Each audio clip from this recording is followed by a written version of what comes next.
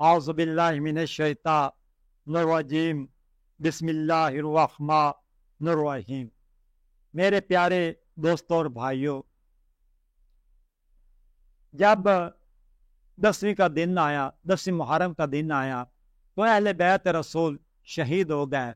शहादत के बाद इनकी बीबियों को, मस्तूरात को, बच्चियों को, खानदान के सिर्फ एक फर्द जिनका नाम हजरत इमाम ज़ैनुल आबिदीन था, जो किस वक्त बीमार थे, वो जिंदा बच गए। सबको कैदी बना लिया गया। कैदी बनाकर सबसे पहले तो इनको कूफा रवाना किया गया, जहाँ इनको इब्न ज़ियाद के सामने पेश किया गया।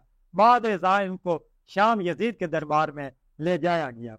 मेरे दोस्तों भाइयों, अरे ज़ैनब शाम यजीद के दरबार में मुख्तलिफ औकात में कैदी की हैसियत से पेश होती रहीं। ये हुसैनियत की पासबां अरे ज़ैनब सलामुल्लाह ही थीं, जिन्होंने यजीद को मुखातिब होकर यूं कहा था, ऐ बदनाम औरत के बेटे, क्या ये तेरा इंसाफ है कि तेरी अपनी लौंडियां तेरे चादर चारदीवारी का तहफ़्फ़ुज़ में रहें, लेकिन रसूल ज़ादियों को तू दार बेदर फिरा रहा है। अगर तूने मुझे अपने इस्तबरात का निशाना बनाया, वह फकत तेरे नाम का नहाद या बिलाल की बुलंद बाला को पाँव की ठोकर से रेजा रेजा कर दूंगी, बल्कि तेरे खानदान की इस्लाम दुश्मनी को इस तरह बेनकाब करूंगी कि फिर तो किसी के सामने सर उठाने के काबिल नहीं रहेगा। मेरे दोस्तों भाइयों, दरबार यजीद में दाखिले के बारे में हज़रत इमाम ज़ैनुल आबिदीन की रवायत है कि जब हमें अशकिया ने यजीद के महल में ले गए, तो अशकिया ने हमें रस्सियों से टस के बांध दिया, जैसे भेड़ और बकरियों को बांधा जाता है। मेरे गले में वो फुप्पी हज़रत उम्मे कुलसूम के गले में रस्सियों से बांधा गया था। फुप्पी ज़ैनब, मासूम सकीना और दूसरी बीबियों के बाजू में रस्सी बंधी हुई थी। हमको तेजी के साथ हाँका जा रहा था, जिस तरह भेड़ बकरियों को हाँका जाता है। हम में से किसी की चाल जरा भी चोरी होती तो वो थक के ठहर जाता, तो हमको कोड़े मारे जाते। यहाँ तक कि हम इसी आलम में यजीद के सामने पहुंचे तो अपने तख्त शाही पर बैठा था। शाह शामी जो महल में दाखिल हो रहे थे, तमाशा देख रहे थे। हम अहले बैत के दरबार में तलब किया गया। हज़रत इमाम हुसैन का सर मुबारक तश में रखा हुआ था, इसके सामने ले आया गया। मजलूमा हज़रत ज़ैनब सिरे ठोकर देख कर बेख्तियार दरिया कना हो गई कि दरबार में मौजूद हर शख्स की आंखें अश्कबार हो गईं। यजीद हर एक बीबी का नाम लेकर दरियाफ्त करता था और उसे नाम बताए जाते थे। जब इसने सईद शुहदा के सर अक़दस को देखा तो बेहद मसरूर हुआ। वह आपके दंदान मुबारक को छड़ी से अजियत देता था और कहता था कि तुमने बहावत की सजा भुगती है हुसैन।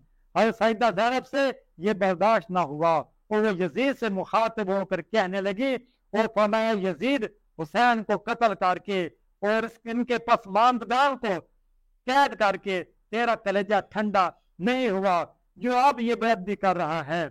यजीद जो अपने आप को बरहक समझता था, बोला हुसैन ये नहीं कहा करता था कि मैं यजीद से और मेरे वालिद यजीद के बाप से अफजल हैं और मेरी माँ यजीद की माँ से अफजल थी। खातून कारबला ने फौरन जवाब दिया कहा कि इसमें कोई शक नहीं। इसके बाद यजीद बोला कि तुम्हारा भाई ने कुरान मजीद में यह आयत नहीं पढ़ी, अल्लाहुम्मा मालिकुल मुल्क तुअतिल मुल्क लिमन तशा व तुनज़िउल मुल्क तशा। इसका तर्जुमा यह है कि अल्लाह मुल्कों के हुकूमत बादशाही के मालिक, तो जिसे चाहता है मुल्क छीन लेता है, तो जिसे चाहता है तो मुल्क देता है। तो सल्तनत का मालिक तो अल्लाह ताला है, जिसे चाहे सल्तनत करता है और जिसे चाहे सल्तनत छीन लेता है। क्या तो इस आयत की रोह से मैं हक पर नहीं हूँ? यजीद ने हज़रत सईदा ज़ैनब सलामुल्लाह से कहा, क्या इस आयत की रोह से मैं बरहक नहीं हूँ, मैं सच्चा नहीं हूँ? खुदा ने तुम्हारे वालिद से सल्तनत छीन ली और मेरे वालिद अमीर माविया को दी, और खुदा तुम्हारा ने तुम्हारे भाई को रुसवा किया और मुझे हुकूमत और इक़्तिदार दिया। तो इस किस्म की वो दलाइल आपने हक में देता था। तो दोस्तों भाइयों, हज़रत ज़ैनब ने उसे मुखातिब फरमाया, हम परवरदिगार आलम की हम बेसरा करते हैं और पैगंबर गिरामी कदर और आपकी आल पर दरूद व सलाम भेजते हैं। फास्कों बदकारों ने जालिमों सितमगारों के बारे में खुदा ताला का ये कौल साबित हो गया है कि इन लोगों का अंजाम जो फिस्क और फजूर गुनाह में मुब्तला हुए इस हद को पहुंच गया कि वो सिर्फ अपने नफ्स की खुशनुदी के लिए आयात इलाही की तहजीब करते, उनको बातिल और खल तवीलात को उनको बातिल और खल समझते हुए इनसे बेतवजही बरत रहे हैं। ऐ यजीद तो इस बात से थे कि जालिम व तब्दी करके हमें मफाद में गिरफ्तार कराया और हम असीरों को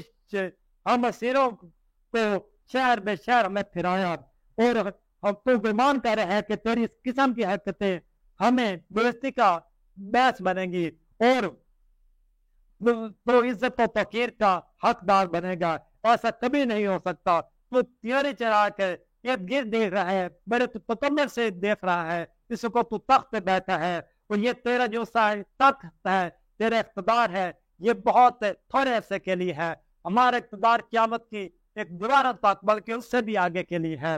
दोस्तों भाइयों, इसके अलावा हज़रत साहब सलामुल्लाह ने ये कहा और तो दुनिया को आपने मुफाफिर समझ रहा है और हालांकि तूने लायक फायत हकदारों का हक हजब करके और इन सतह पे गिरफ्तार हो गया है और मुट्ठी भर नलैकों और गिरफ्तार अखबार पर जो तेरे गिरद जमा हो गए हैं और तमाम कामों के क्या तो ये समझ रहा है कि तेरी सारी बदमालियां तेरे लिए नफा बख्श साबित होंगी और तेरे ये जालिमाना हुकूमत हमेशा रहेगी। तूने जो सूरत हाल पैदा कर दी है इस पर गरूर न कर, आहिस्ता चल, संभल कर चल। तो ये जान ले कि ज़हरी हुकूमत और हलबजा हशम के जरिए तुझे तेरे हवा खवाओं को इस समर की मोहलत दी गई है कि तू और तेरे चापलूसों में हवा खवा अपनी हकीकत और माहियत को बिल्कुल बेनकाब और आश्कारा कर दें और अपनी ज़लील हरकतों से अपनी जिल्लत रसवाई अय्यां कर दें। ऐ तुलका के बेटे, इन गुनाहों के नतीजे में और अमल बद गौर कर ले और जिन लोगों ने जहां तक इनसे हो सका हक और इस्लाम की तरक्की पेशरफ में मुखालफत की और रकावटें खड़ी की।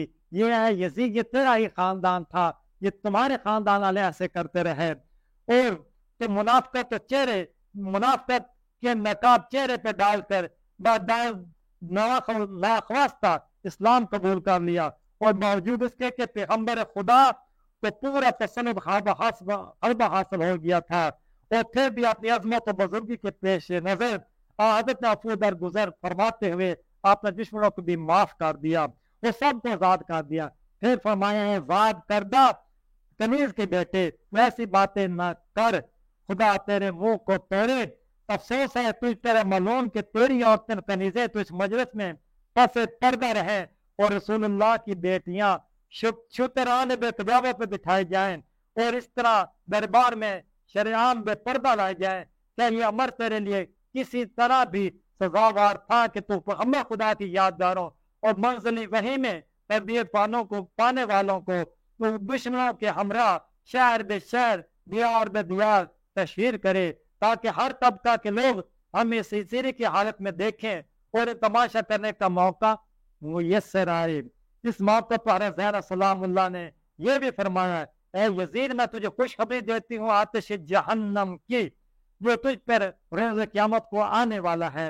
जिस रोज खुदा ताला फैसला कुनंदा होगा, मेरे नाना जाद हज़रत मोहम्मद मुस्तफ़ा सल्लल्लाहु अलैहि वसल्लम आप मुदई होंगे और तू हमारा मुजरम होगा और दोज़ख का जिंदान तेरे लिए होगा। दोस्तों भाइयों, ये यजीद ने सुनकर कहा, अगर मैं जहन्नम में भेजा जाऊं तो कोई परवाह नहीं है, मुझे दुनिया में तो कामयाबी मिली है कि मैंने तुम्हारे भाई भतीजे और तुम्हारे खानदान को शहीद करा दिया है। और उसने फिर ये कहा कि ज़ैनब अगर तुम औरत ना होती तो मैं तुम्हें भी कत्ल करा देता, मैं तुम्हारे कत्ल का भी हुक्म सादर कर देता।